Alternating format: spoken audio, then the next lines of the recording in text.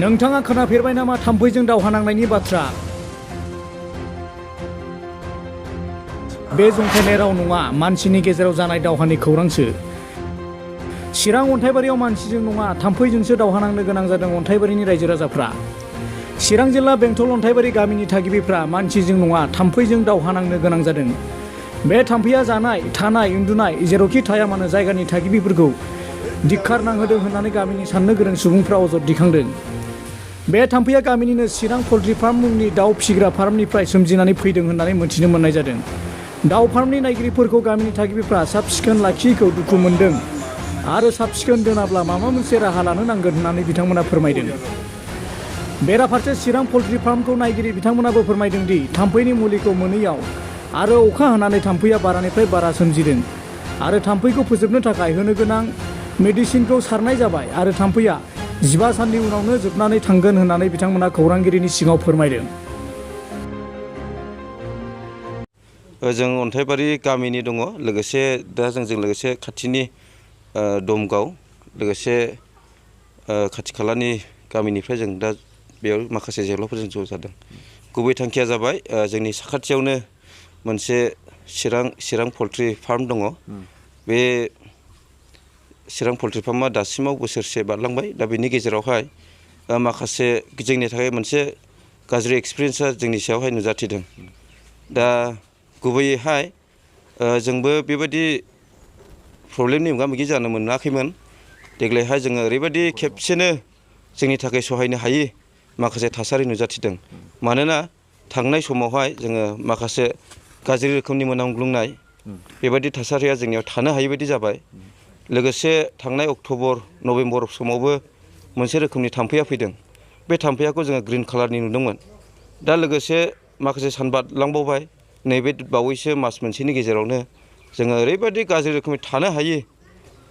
मोनामनायाथ' थांबाय, दा बेबो फैबावखागोन। दा जोङो जोंनि खाथि खालानि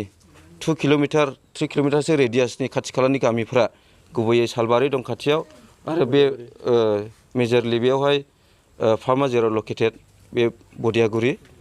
आरो लोगोसे खोलाहा माखासे खाग्राबारि दङ। दा जोंनि गुबै कनसार्नआ बेनो हेल्थखौ लानानै आरो जोंनि जानाय लोंनाय आरो जोंनि गथ' गथाय जोनोम जागोदान माखासे गथ'फोर दं, जाय गथ'फ्रा दिनै थानो हायि बायदि जानानै गुबुन जायगायावसो शिफ्ट खालामनो गोनां जाबाय आरो। दा जोंनि गुबैयैहाय मोनामनाय, थानो हायि बायदि मोनामो, लोगोसे थाम्फै, गुबुन गुबुन रोखोमनि थाम्फै, दा माबायदि फैबावगोन जों मिथिया। नाथाय नै दासिमाव जों गोबां रोखोमनि मोगा मोगि जानायजों लोगोसे जोंनि जानाय लोंनाय थानायनि थाखाय जोबोद असह्य जाबाय आरो। दा बे हिसाबैनो जोङो जोंनि दिनैनि नोंथांमोननि मिडिया टाइम्स नाव, बड'लेण्ड बुब्लि, बड'सा, नोंथांमोननि गेजेरजोंहाय बिथांनिसिम जोंनि गुरै आर'ज, जेन' माखासे प्रिभेन्टिभ मेजार्सफोरखौ लायो। जाय राहाफोरखौहाय जोङो बेखौ बुंनो गोनां गैया, बिथांमोना मिथिखागौ। बे नांगौ रोखोमनि बेब'स्थाखौहाय लानानैहाय गोख्रैनो बेनि बेब'स्थानि गेजेरजोंहाय जोंनि खाथि खाला थानाय मानसिफोरखौ जेन' बेबायदि गोब्राब जेंनानिफ्राय जोंखौ सख'यो, जोङो सहायनो हायि बायदि जानानै दङ। जानाय लोंनायनिफ्राय लानानै आरो बुस्थु बानि जेसेबां दङ, जोङो फारसेनिफ्रायनो माखासे नेगेटिभ इम्पेक्टफोर, जेरैहाय बेमार आजारनि खोथा, जोङो डायरियानि खोथा बुंनो हायो, कलेरानि बेमारनि खोथा बुंनो हायो आरो जों मिथिस्लाबि जोङो लासैनो बेखौ मोनलांगोन, बेखौ जोङो नुनो मोन्दों। दा बे बोसोरसे समखिनियावनो जोङो ओरैबायदि असह्य जाबाय, जोङो फैगौ समाव माबोरै थालांगोन बेखौ जोङो सानहरब्लाबो जों मोननो हायाखै। दा बेनिखायनो नोंथांमोननि मिडियानि गेजेरजोंहाय बिथां बिगोमानिसिम जोङो बेखौनो खावलायहरो, जेन' बिथाङा थाबनो बे फार्मनि थाखायहाय जेरैबायदि साब सिखोननि बाथ्रा लानानै आरो थाम्फै होबथानायनि बेब'स्था, केमिकेल प्रटेक्सन मा राहा लानो गोनां दं बिथाङा जेन' लायो आरो जों खाथि खालानि गामियारिफोरखौ थाबनो बे जेंनानिफ्राय जेन' सख'यो। फार्मखौ खालामनायनि सिगां एबा गायसननायनि सिगाङावहाय खाथि खाला बेबायदि रोखोमनि पारमिसन एबा खोथाथ' लानानै बेखौ मावनाय जायाखैमोन आरो जोंबो बे बेलायावहाय जेबो NOC हरनाय जायाखै आरो जोङो बेखौहाय जोंनि कनसार्नाव गैयामोन। दमगाव खाथियाव जोङो खामानि मावनो जाग्रा, ओमफ्राय जोङो दा बेलासियाव थाङो। थांनायनि उनाव जोङो दा बिराद दिगदार जायो आरोखि। माने बिसोरो खुलिनाया खिन्थु बे जि लेथ्रा बिसोरो दोनो हान्थुफानो खियाखौ, बिदि दोनब्लाथ' जानाय नङाना। दा जोंनि नों बेलासियाव फैबाय नोङो रेस्ट लानाय टाइमाव माने मोनामहैयो ओमफ्राय थाम्फैयाबो अयथासार ओमफ्राय जेब्ला उन्दुबाय होमब्ला बे न' सिङाव हाबनानै थाखायो खिदेरो हासुदेरो ओमफ्राय बेफोरो आरो बेयाव बानानैहाय लेथ्रायाव थांनानै बानानै ओमफ्राय जोंनि जानायफ्राव आरो बादेरनानै खिदेरबावगोन हासुदेरबावगोन जे बेमार जागोन सानसे जोंथ' मानसि गिदिर जेनेबा जों सहायनो हायो खिन्थु बे गोरलै गोरलै दानि बे देरबोनाय थाखोफ्रा बिसोर माबोरै सहायनानै थागोन औ खिन्थु बिसोर खुलिदों खिन्थु साफ सिखोन दोननांगौ ओमफ्राय जोङो बिसोर माबोरै बे मोनामनायखौ ओमफ्राय थाम्फै बेनखौ बोरै होबथानो बेखौ बिसोरो आखायाव लाथों आरोखि गोख्रैनो नङाला माने जों रायजोफ्रा एसे जुदि राग जोंलायनांगौब्ला एसे दस्रा जागोन आरो खोथाया बेयाव बुख्रुबलायनाय फैनो हागौ बेनो आंनि बुंनांगौआ जानाया माने बेनो नै खाथियावहाय दाउ फाराम दं दोनफैनानैहाय दाउआ खिबाय माबाय गावसोरहा हजोंहाय मोजां जायोना मायो जों मिथिया दा जोंनि ओरै खाथि खालायाव ओरैबायदि डिस्टार्ब नै थाम्फैया दा ओंखाम बोथिसेबो संनानै जानो हाया बाफबजोबो फासे होनांगौ फासे जानांगौ गुदुं गुदुं संनांगौ जानांगौ ओरैबायदि अयथासारसै दा जों मा खालामजानो मोनो जोङोहाय बे थाम्फैखौ बिसोर बन्द' खालामनांगौ दाउखि मोनामफैनायखौ बन्द' खालामनांगौ जाहाथे जोङोहाय सुख नांगौ आरो बेसे गोजान जायो नोंसिनि न'नि नै खाथि बेहायनो आधा किल'मिटारानो जाबावनाय नङादां ओरैबायदि डिस्टार्बसै ओंखामा दाबो संनानै जानो मोनाखै नै संनानै जानो मोनाखै दा बिसौ फिथाइ दं बिसौ फिथाइयाबो जानोनो हाले बोरै बिसौफोरनि मोखाङाव बायो मा नाङो मा नाङा मा जायो मा जाया बिसोरो दैयो ओमफ्राय बादेरनो दा बिसौफ्रासो बेमार जालायलांनायसै दां लेखा फरायनायावबो ना लेखासो फरायनाय ना थाम्फैसो होनाय ओरैबायदि डिस्टार्बखासै दा आं बेखौनो बुंगोन जे दिनैनि मिडिया प्रेसनि गेजेरजों जे थाम्फैया नंगौ थिग जोंनियाव अरथुमना जादों बेखौ स्वीकार खालामगोन दा मोनसे खोथा जाहैबाय मा थाम्फैनि मुलिखौ जों हथात खरि मोना आसामाव जों नागिरलाबो मोना जों बिदेशनिफ्राय गुबुन स्टेटनिफ्राय जों लाबोनांगौ जायो बिहरनांगौ जायो बहुद दिरि जायो दा बेवहाय मुलि माखासे सफैनांगौआ एसे लेट जानायाव बे खान्दुआ सोलिदों आरो बियो एसे दिनावनो जोबसिगोन बेखौ जों आसा खालामो खारना जाहैबाय जों दिनैनिफ्राय सानथाम जाबाय एन्टिबाय'टिक जों स्प्रे होजोब्बाय फार्मावहाय ओमफ्राय बे स्प्रे होनायनि उनाव दिनै सिङावथ' सेंबायानोसै थाम्फैया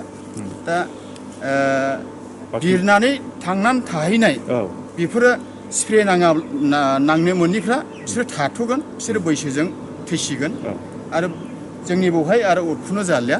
बेखौ आं फार्म हिसाबै बुंगोन मोनसे खोथा जाहैबाय दाख्लैनो जों एप्लाइ खालामदोंमोन मुलिखौ बे मुलिया सफैगौआनो 15-20 दिन फैबाय बेयावनो थाम्फै एरनो मोन्दों बेखिनि आरो ओरैनो बयहाबो मोसौ माफा मानै दङ बेयावबो गावबागाव गलियावहाय लेथ्रा बिनिफ्रायबो अरफुनो जागोन सोरबाबा बोरमा दङ बिनिफ्रायबो जागोन दा फार्माव बेखौथ' जों स्वीकार खालामखाबायानो फार्मावहाय अधिकांश थाम्फैया एरदों बे थाम्फै एरनाया जों एन्टिबाय'टिक मारिखाबाय बेखौ आरो थाम्फै आरो गोदानै उजिनो बेखौसो जोङो अन्थाइबारि गामिनि माखासे गावबुरा आरो माखासे नेताफोरखौ जों लिंहरनानै मैया रायलायबाय टेक रायजोफोरनो खोन्थादो 10 दिननिफ्राय 20 दिनसो खस्थ' लानो एसे खावलायबाय जों फार्मनि जानानै दा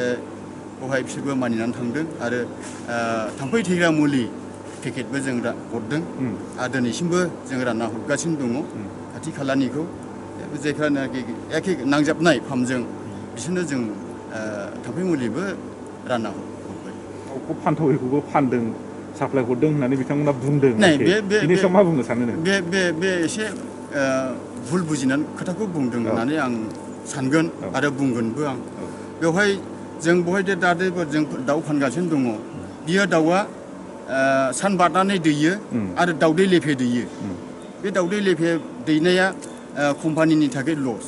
कम्पानिया बेखौ फानजायाबो ओमफ्राय सान बारनानै दैनाय दाउखौ दोननो हाया लस जाहैयो जानायल' जायो बिनि दाउदै प्रडाक्ट गैयाब्ला बेखौ माने दोननानै लाब गैया ओंखायनो बे दाउखौ बर'नानै फानगासिनो दं जानानै जुदि थैयोब्ला जोंनो थैग्रोगोन माथो जोंनोथ' डेलि जायो माथो जायफ्रा बेखौ सिकित्सक डक्टरफोर बिसोरनो फैनानै बायदि रोखोम आइटेम खालामनानै जायो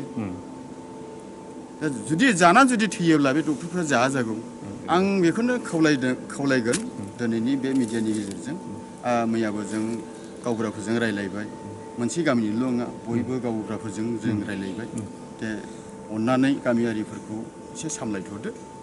गावबुराफ्रा जे 15-20 दिननि उनावनो बे थाम्फैया कन्ट्रल जासिगोन जों बेवहाय एन्टिबायटिक होजोबखाबाय आरो जोंनियावहाय जेसेबां सेट सिङावहाय माबा दङ दाउखि बेयाव जों एन्टिबायटिक मारिजोबखाबाय आरो जाहोबायबो दाउनोबो बे दाउनो जाहोनानै खिनांनाय बे खिलांनाय दाउखियावबो एन्टिबायटिक थाहैबाय दैब्लाबो थाम्फैया दैफैब्लाबो बे बेरनो रोंला आरो बेखिनि बेबादि जों दा माबा जाहोनानै दं दाउनोबो दाउआबो नस्थ' जाजोबो बिनि खिनानै सानथाम सानब्रैनि उनावनो बे मेडिसिन मोनसे उजिहैगोन आरोखि बेवहाय दाउखियाव होमब्ला बिनि थाम्फैया दैनानै बिदै दैयोबाबो बे थाम्फैया बेरब्लाबो खामानि होला आरो